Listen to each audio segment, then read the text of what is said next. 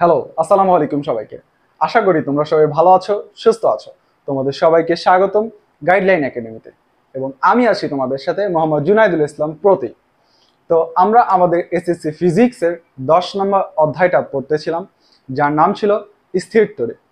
তারই ধারাবাহিকতায় আজকে আমরা দেখব স্থির তড়িৎ অধ্যায়ের 10.3.1 নম্বর কনসেপ্টটা, যার নাম হচ্ছে ইলেকট্রোস্কোপ।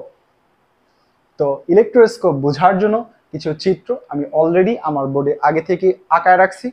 এই চিত্রগুলো দিয়ে আমি চেষ্টা করব এই কনসেপ্টটা সুন্দরভাবে তোমাদেরকে বুঝিয়ে দেওয়ার। তো চলো আজকের ক্লাস শুরু করা যাক। তো ইলেকট্রোস্কোপ মূলত একটা বেসিক যন্ত্র, যেই যন্ত্র দিয়ে কোনো একটা বস্তুতে উপস্থিত আধানের প্রকৃতি সম্পর্কে জানা যায়। অর্থাৎ আমি যদি বলি এই বস্তুটার ভিতরে আধানের প্রকৃতি কি, অর্থাৎ এই বস্তুটা ধনাত্মক চার্জে চার্জিত নাকি ঋণাত্মক চার্জে চার্জিত, সে বিষয়টা আমরা জানতে পারবো ইলেকট্রোস্কোপকে কাজে লাগিয়ে। আর ইলেকট্রোস্কোপ দেখতে অনেকটা এরকম, যার উপকরণগুলো হচ্ছে একটা ধাতব পাত, যেটা মানে ইলেকট্রোস্কোপের সবচেয়ে উপরে থাকবে। একটা আছে ছিপি, এই বোতলটা ছিপি, এবং সেটা অবশ্যই হইতে হবে অপরিবাহী, অর্থাৎ এর মধ্য দিয়ে কোনো ধরনের বিদ্যুৎ পরিবাহিত হবে না। সাথে থাকবে একটা ধাতব দণ্ড। ধাতব দণ্ডটা উপরে ধাতব পাত থেকে নিচে সোনার পাত পর্যন্ত বিস্তৃত থাকবে, এবং সর্বশেষ উপকরণ যেটা হবে সেটা হবে সোনার পাত। অ্যাকচুয়ালি সোনার পাতের দিকে লক্ষ্য রেখেই আমরা নির্ধারণ করতে পারবো কোনো একটা বস্তুতে পজিটিভ চার্জ আছে নাকি নেগেটিভ চার্জ আছে। সোনার পাতটা অনেকটা এইরকম অবস্থায় থাকবে, এবং সোনার পাত দুইটার মধ্যবর্তী দূরত্ব বাড়া কমা করতে পারবে। বুঝতে পারছো? তো আসো এই জিনিসটা কিভাবে ফাংশন বা কাজ করে সেটা দেখা যায়। আচ্ছা, তো আমাদের টার্গেট এই ইলেকট্রোস্কোপকে কাজে লাগিয়ে কোনো একটা বস্তুতে আধানের প্রকৃতি নির্ণয় করা। এখন এই কাজটা অর্থাৎ প্রকৃতি নির্ণয় করতে যাওয়ার পূর্বে আমাদের ইলেকট্রোস্কোপটাকে একটু প্রস্তুত করে নিতে হবে। কিভাবে প্রস্তুত করতে হবে? আমাদের ইলেকট্রোস্কোপের যেই ধাতব দণ্ডটা আছে, এই ধাতব দণ্ডটাকে একটা জানা চার্জে আগেই চার্জিত করে নিতে হবে। এখন জানা চার্জটা পজিটিভ চার্জও হইতে পারে, নেগেটিভ চার্জও হইতে পারে। একটু লক্ষ্য করলে দেখতে পারবা আমরা আমাদের বোর্ডে কাচদণ্ড এবং প্লাস্টিক দণ্ড নিয়ে রাখছি। আমরা আগের ক্লাসে দেখছিলাম একটা কাচদণ্ডকে রেশম কাপড় দিয়ে ঘষা দিলে কাচদণ্ডটা পজিটিভ চার্জে চার্জিত হয়, আর একটা প্লাস্টিক দণ্ডকে পশমি কাপড় দিয়ে ঘষা দিলে প্লাস্টিক দণ্ডটা নেগেটিভ চার্জে চার্জিত হয়। আচ্ছা, এখন আমরা যদি এই কাচদণ্ডটাকে মনে করো এটা আমাদের পজিটিভ চার্জে চার্জিত কাচদণ্ড, এটাকে যদি আমরা এই ধাতব পাতটার সাথে সংস্পর্শ করাই, এই পজিটিভ চার্জে চার্জিত কাচদণ্ডের প্রভাবে অটোমেটিকলি এই ধাতব দণ্ডটা পজিটিভ চার্জে চার্জিত হয়ে যাবে। সেম ভাবে এই যদি প্লাস্টিক দণ্ডটা অর্থাৎ নেগেটিভ চার্জে চার্জিত প্লাস্টিক দণ্ডটাকে আমি যদি এই ধাতব পাতটার সাথে সংযুক্ত করাই, এই নেগেটিভ চার্জে চার্জিত প্লাস্টিকের দণ্ডের প্রভাবে এই ধাতব দণ্ডটা নেগেটিভ চার্জে চার্জিত হয়ে যাবে। এখন ধাতব দণ্ডটা এই স্পর্শ করার ফলে কিভাবে পজিটিভ এবং নেগেটিভ চার্জে চার্জিত হচ্ছে, আসো সেটা একটু বুঝি। প্রথমে আমরা এই কাচদণ্ড স্পর্শ করাবো। আসো, মনে করো এই যে ধাতব দণ্ডটা সেটা আমরা আরেকবার আঁকাইতেছি, এইটা আমাদের কাঙ্ক্ষিত ধাতব দণ্ড। আচ্ছা, এখন শুরু অবস্থায় ধাতব দণ্ডের ভিতরে কি আছে? পজিটিভ চার্জও আছে, নেগেটিভ চার্জও আছে, অর্থাৎ ধাতব দণ্ডটা নিউট্রাল অবস্থায় আছে বা নিরপেক্ষ অবস্থায় আছে। আচ্ছা, এখন ধরলাম এটার ভিতরে জয়টা পজিটিভ চার্জ, তো এটা নেগেটিভ চার্জ আছে। আচ্ছা, এবং ধাতব দণ্ডের নিচে আছে কি আমাদের সোনার পাত, এবং উপরে আছে আমাদের ধাতব পাত। এখন আমরা কি করলাম, আমাদের এই কাচদণ্ডটাকে এইখানটার মধ্যে স্পর্শ করালাম। মনে করো এইটা আমাদের সেই কাচদণ্ড, যেটা পজিটিভ চার্জে চার্জিত, অর্থাৎ এই কাচদণ্ডের ভিতরে পজিটিভ চার্জের পরিমাণটা বেশি, এবং নেগেটিভ চার্জও আছে বাট সেটা সংখ্যায় কম বা পরিমাণে কম। আচ্ছা, এখন কি করবে, এই পজিটিভ চার্জগুলো যখন এই ধাতব দণ্ডের সাথে স্পর্শ করানো হয়, তখন এই পজিটিভ চার্জগুলো না এই ধাতব দণ্ডের নেগেটিভ ইলেকট্রনগুলোকে আকর্ষণ করে। তখন এই যে ধাতব দণ্ডের নেগেটিভ ইলেকট্রনগুলা দৌড় দিয়ে এই যে পজিটিভ চার্জের কাছাকাছি এসে অবস্থান করে। মনে করো এইটা এইখানে অবস্থান করলো, এটা দৌড় দিয়ে এখানে অবস্থান করলো, এটা দৌড় দিয়ে এখানটায় অবস্থান করলো। আচ্ছা, এটা দৌড় দিয়ে এখানটায় অবস্থান করলো। এবং যখন এদের মধ্যবর্তী সংযোগ করানো হয়, তখন আলটিমেটলি এই ইলেকট্রনগুলা এই কাচদণ্ডে প্রবেশ করে। যাই হোক, এখন কাচদণ্ডের প্রভাবে যেহেতু নেগেটিভ চার্জগুলো আকর্ষিত হলো, ঠিক সেম ভাবে কাচদণ্ডের প্রভাবে কাচদণ্ডের প্রভাবে এই ধাতব দণ্ডের পজিটিভ ইলেকট্রনগুলো বিকর্ষিত হবে। তখন এই যে ইলেকট্রনগুলো বিকর্ষিত হয়ে আস্তে আস্তে সোনার পাতে এসে জমা হয় এইরকম ভাবে। আচ্ছা, এখন সোনার পাতটা তো শুরুতেই বলছিলাম অনেকটা এইরকম। এখন সোনার পাতে দুইটা পাতের মধ্যেই যখন পজিটিভ চার্জ এসে জমা হলো, তখন এরা পরস্পরকে বিকর্ষণ করবে না। তখন সোনার পাত দুটো এইরকম পরস্পরকে বিকর্ষণ করে এদের মধ্যবর্তী দূরত্ব বৃদ্ধি পাবে। আর যখন এইরকম কাচদণ্ডকে স্পর্শ করার ফলে এদের মধ্যবর্তী দূরত্বটা বৃদ্ধি পাবে, এইটা দেখেই আমরা একদম নিশ্চিত হয়ে যেতে পারবো অর্থাৎ আমাদের কাচদণ্ডটা পজিটিভ চার্জেই চার্জিত হয়েছে। বুঝতে পারছো? আচ্ছা, তাহলে এখন আমাদের যেহেতু এই এই ধাতব দণ্ডটা পজিটিভ চার্জে চার্জিত হয়েছে, তার মানে আমরা নিশ্চিত যে এখন এই ইলেকট্রোস্কোপ দিয়ে এখন আমরা কোনো আধানের প্রকৃতি নির্ণয় করতে পারবো। তো কিভাবে আধানের প্রকৃতি নির্ণয় করব, চলো দেখা যাক। এখন আমাদের এই পজিটিভ চার্জে চার্জিত ধাতব দণ্ডটা মনে করো এটা, আমরা এইটাকে এইখানটা এবার পুনরায় আঁকাইছি, যেটা পজিটিভ চার্জে চার্জিত অলরেডি। আচ্ছা, এখন পজিটিভ চার্জে চার্জিত হওয়ার ফলে এই যে দেখো এখানটায় পজিটিভ চার্জের পরিমাণ বেশি এবং নেগেটিভ চার্জের পরিমাণ কম, এবং পজিটিভ চার্জে চার্জিত হওয়ার ফলে এদের মধ্যবর্তী দূরত্ব বেশি অবস্থায় আছে। ঠিক আছে, এখন আমাদের টার্গেট হচ্ছে কোনো অজানা বস্তুতে চার্জের প্রকৃতি নির্ণয় করা। এখন মনে করো এইটা সেই অজানা বস্তু, আমরা অজানা বস্তুটাকে এই যে ধাতব পাতটার সাথে সংযুক্ত করাবো। এখন ধাতব পাতটার সাথে সংযুক্ত করার ফলে দেখা যাবে এই সোনার পাত দুইটার মধ্যবর্তী দূরত্ব বৃদ্ধি পাচ্ছে, অথবা এই সোনার পাতের মধ্যবর্তী দূরত্ব হ্রাস পাচ্ছে অথবা কমে যাচ্ছে। এই বৃদ্ধি পাওয়া এবং হ্রাস পাওয়া থেকেই আমাদের সিদ্ধান্ত নিতে হবে এই অজানা বস্তুটাতে পজিটিভ চার্জ আছে নাকি নেগেটিভ চার্জ আছে। বিষয়টা কিরকম আসো দেখি। মনে করো এটা আমাদের একটা অজানা বস্তু, যার ভিতরে চার্জের প্রকৃতিটা নির্ণয় করতে চাই। এখন এই বস্তুটা যখন আমরা এই যে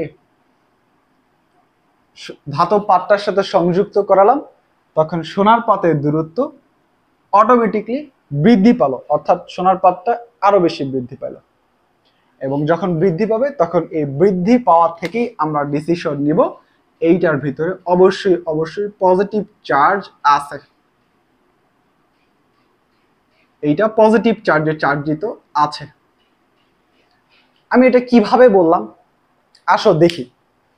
এখন মনে করো এই যে বস্তুটা, মানে আমি তো সিদ্ধান্ত নিলাম এটা পজিটিভ চার্জ। কিভাবে? আচ্ছা, ধরো এটা পজিটিভ চার্জ, তার মানে এটাতে পজিটিভ চার্জের পরিমাণ বেশি এবং নেগেটিভ চার্জ কম আছে। আচ্ছা, তুমি যখন এই পজিটিভ চার্জটা, এই বস্তুটা যখন পজিটিভ চার্জে চার্জিত হবে, তখন কি করবে? এই সংযুক্ত হওয়ার পরে এই ধাতব দণ্ড থেকে ইলেকট্রনগুলোকে নিজের দিকে আকর্ষণ করবে, অর্থাৎ এই যে বস্তুর ভিতরে অর্থাৎ ধাতব দণ্ডটার ভিতরে কিছু সংখ্যক ইলেকট্রন ছিল, ওগুলো আবার এই যে আকর্ষিত হয়ে এই জায়গায় দৌড় দেবে। এই ইলেকট্রনটা দৌড় দিয়ে ওখানে চলে গেল, এই ইলেকট্রন দৌড় দিয়ে ওখানে চলে গেল, এই ইলেকট্রন দৌড় দিয়ে চলে গেল, এই ইলেকট্রন চলে গেল, এইটা চলে গেল। তাহলে যখন ইলেকট্রন চলে গেল, তাহলে সেম ভাবে এই যে পজিটিভ চার্জের ফলে এই যে পজিটিভ চার্জগুলো, অর্থাৎ এই পজিটিভ চার্জের বিকর্ষণে ধাতব দণ্ডের পজিটিভ চার্জগুলো আবার এইখানটা এসে জমা হবে, অর্থাৎ এইটা বিকর্ষিত হয়ে চলে আসলো এই জায়গায়, এইটা বিকর্ষিত হয়ে চলে আসলো এই জায়গায়, এইটা বিকর্ষিত হয়ে এই জায়গায়, এইটা বিকর্ষিত হয়ে এই জায়গায়। তো তুমি লক্ষ্য করলে দেখতে পারবা এইবার ধাতব পাতটার ভিতরে আরো বেশি পজিটিভ চার্জ এসে জমা হয়েছে। তাহলে আরো বেশি পজিটিভ চার্জ মানে এদের বিকর্ষণ আরো বেশি, আগের তুলনায় এদের বিকর্ষণ হবে আরো বেশি। তাহলে যখন এই যে এদের মধ্যবর্তী দূরত্ব, পাতদ্বয়ের মধ্যবর্তী দূরত্ব বৃদ্ধি পাইল, ওই বৃদ্ধি পাওয়াটা দেখেই আমরা একদম শিওর হইলাম এটা যদি পজিটিভ চার্জ হইতো কেবল তখনই এই পাতদ্বয়ের মধ্যবর্তী দূরত্ব বৃদ্ধি পাইত। আমি ওইখান থেকেই বলছিলাম যে পাতদ্বয়ের মধ্যবর্তী দূরত্ব মানে এই অজানা বস্তুটাতে পজিটিভ চার্জ আছে। বুঝতে পারছো? আচ্ছা, সেম ভাবে এবার আমি আরেকটা বস্তুকে আনলাম এবং এই ধাতব পাতের সাথে সংযুক্ত করালাম। আমি দেখলাম পাতদ্বয়ের মধ্যবর্তী দূরত্ব কমে গেছে এবং আমি কমে যাওয়া থেকে সিদ্ধান্ত নিলাম এবার আমার বস্তুটা হবে নেগেটিভ চার্জ যুক্ত। কিভাবে? তাহলে ধরো এটা হচ্ছে এবার নেগেটিভ চার্জ যুক্ত, এটা হচ্ছে বস্তুটা নেগেটিভ চার্জ যুক্ত, অর্থাৎ নেগেটিভ চার্জের পরিমাণ পজিটিভ চার্জের তুলনায় বেশি আছে। তার মানে কি? এখন এই নেগেটিভ চার্জগুলো কি হবে? পজিটিভ চার্জ কর্তৃক আকর্ষিত হবে, অর্থাৎ এই যে অজানা বস্তু থেকে নেগেটিভ চার্জগুলো পজিটিভ চার্জের কাছাকাছি ভিতরে ঢুকে গেল। এই যে ঢুকে গেল, এইখানটায় আসলো, এইখানটায় আসলো, এইখানটায় আসলো, এইখানটায় আসলো, এইখানটায়। আচ্ছা, এখন লক্ষ্য করলে দেখতে পারবা আগেরটার মধ্যে পজিটিভ চার্জের সংখ্যাই বেশি ছিল, ফলে এদের মধ্যবর্তী দূরত্বটা বেশি ছিল। কিন্তু এবার আমাদের এই বস্তুটা নেগেটিভ হওয়ার কারণে আমাদের সোনার পাতের মধ্যে নেগেটিভ চার্জের পরিমাণের সংখ্যা বেশি হয়ে গেল, অর্থাৎ পজিটিভ চার্জটা আর ডমিনেটিং নাই। পজিটিভ চার্জটার সাথে এবার সমসংখ্যক নেগেটিভ চার্জ আছে। তাহলে পজিটিভ চার্জটা কি আর আগের মতো বিকর্ষিত হইতে পারবে? বিকর্ষিত হইতে পারবে না। তখন এদের মধ্যবর্তী দূরত্বটা কম হবে। আর এই কম হওয়া থেকে আমি সিদ্ধান্ত নিব এটা নেগেটিভ চার্জ যুক্ত। অর্থাৎ এই বস্তুটা নেগেটিভ চার্জে চার্জিত বিধায় এই মধ্যবর্তী দূরত্বটা কম হয়েছিল, অন্যথায় এটা কম হইতো না। ওই জন্যই আমি তখন বললাম যখন মধ্যবর্তী দূরত্বটা কম তার মানে বস্তুটা নেগেটিভ চার্জে চার্জিত। আশা করি বুঝতে পারছো, কনসেপ্ট ক্লিয়ার হচ্ছে। আসো এবার সামনের দিকে আগে। তো এবার আমরা আমাদের ইলেকট্রোস্কোপটার সাহায্যে কোনো একটা বস্তুতে আধানের প্রকৃতি নির্ণয়ের জন্য ইলেকট্রোস্কোপটাকে নেগেটিভ চার্জে চার্জিত করব, অর্থাৎ ইলেকট্রোস্কোপের ধাতব দণ্ডটাকে নেগেটিভ চার্জে চার্জিত করব এবং দেখব নেগেটিভ চার্জে চার্জিত হওয়ার পরে কিভাবে আধানের প্রকৃতি নির্ণয় করা যায়। তো আসো এখন এইটাকে নেগেটিভ চার্জে চার্জিত করার জন্য আমরা এই যে প্লাস্টিকের দণ্ডটাকে, এটা মিশে গেছে, যাই হোক, এই নেগেটিভ চার্জে চার্জিত প্লাস্টিক দণ্ডটাকে আমরা এই যে এখানটায় স্পর্শ করাবো এবং স্পর্শ করার ফলে দেখব এদের মধ্যবর্তী দূরত্ব, পাতদ্বয়ের মধ্যবর্তী দূরত্ব বৃদ্ধি পাইছে এবং এই বৃদ্ধি পাওয়া থেকেই আমি নিশ্চিত হব যে এইটার মধ্যে, অর্থাৎ ধাতব দণ্ডটার মধ্যে নেগেটিভ চার্জে চার্জিত হওয়া শেষ। কিভাবে জিনিসটা কাজ করবে আসো দেখি। আবারও মনে করো এইটা আমাদের ধাতব দণ্ড, ধাতব দণ্ডের নিচে আমাদের সোনার পাত, সাথে ধাতব দণ্ডটার ভিতরে জয়টা পজিটিভ চার্জ, তয়টা নেগেটিভ চার্জ, জয়টা পজিটিভ চার্জ, তয়টা নেগেটিভ চার্জ, জয়টা পজিটিভ চার্জ, তয়টা নেগেটিভ চার্জ, জয়টা পজিটিভ চার্জ, তয়টা নেগেটিভ চার্জ আছে। এবং ধাতব দণ্ডের উপরে যে আমাদের ধাতব পাতটা ছিল, এই পাতটার মধ্যে এবার আমরা নেগেটিভ চার্জে চার্জিত প্লাস্টিক দণ্ডটাকে স্পর্শ করাবো। নেগেটিভ চার্জে চার্জিত মানে কি? এখানে নেগেটিভ চার্জের পরিমাণ বেশি, পজিটিভ চার্জের পরিমাণ কম। আচ্ছা, যখন এরকম নেগেটিভ চার্জে চার্জিত বস্তু ধাতব পাতটার সাথে স্পর্শ করাবো তখন ধাতব দণ্ডের যে পজিটিভ চার্জগুলো আছে, পজিটিভ চার্জগুলো এই যে ইলেকট্রনগুলোকে আকর্ষণ করবে। তখন এই যে প্লাস্টিকের ইলেকট্রনগুলা এই পজিটিভ চার্জের আকর্ষণের ফলে এই যে জমা হবে, এরকম ভাবে জমা হবে।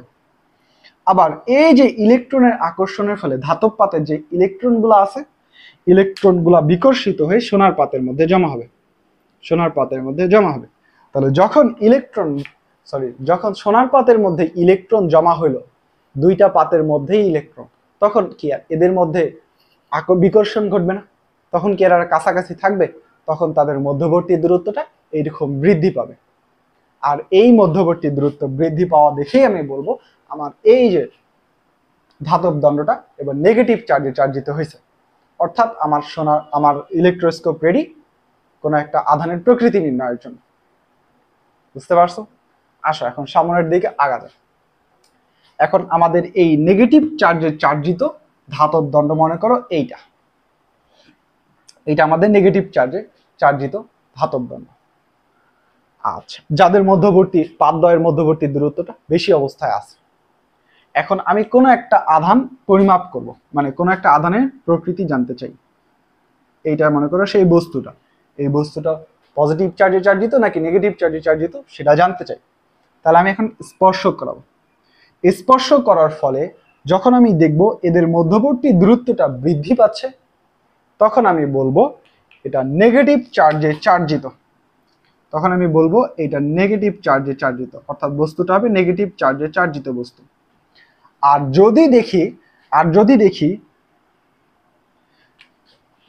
এই অজানা চার্জের প্রকৃতির বস্তুটা সংস্পর্শের ফলে মধ্যবর্তী দূরত্বটা কমে যাচ্ছে, তখন আমি বলবো এইটা পজিটিভ চার্জে চার্জিত, অর্থাৎ এই বস্তুটা পজিটিভ চার্জে চার্জিত। এখন এটা কিভাবে বলবো, আমি কিভাবে এই ডিসিশন নিচ্ছি, আসো দেখি এর ভিতরে ব্যাপারটা দেখি। আচ্ছা, এইটা যদি নেগেটিভ চার্জে চার্জিত হইতো তখন কি ঘটতো দেখো তো। নেগেটিভ চার্জে চার্জিত হলে এর ইলেকট্রনের সংখ্যা অবশ্যই বেশি পজিটিভ চার্জের তুলনায়, নেগেটিভ চার্জের সংখ্যা বেশি আর পজিটিভ চার্জের সংখ্যা এটার ভিতরে কম।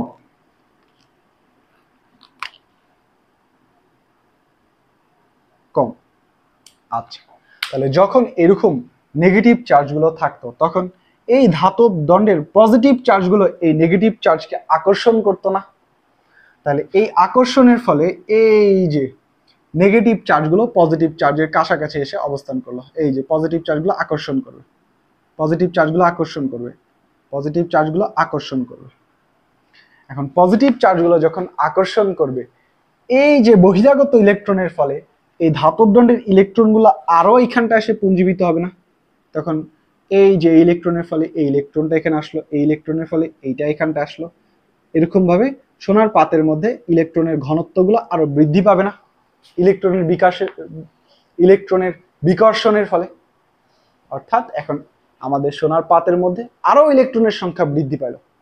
তার মানে কি এদের মধ্যবর্তী দূরত্ব আরো বৃদ্ধি পাবে, এদের বিকর্ষণ আরো বৃদ্ধি পাবে।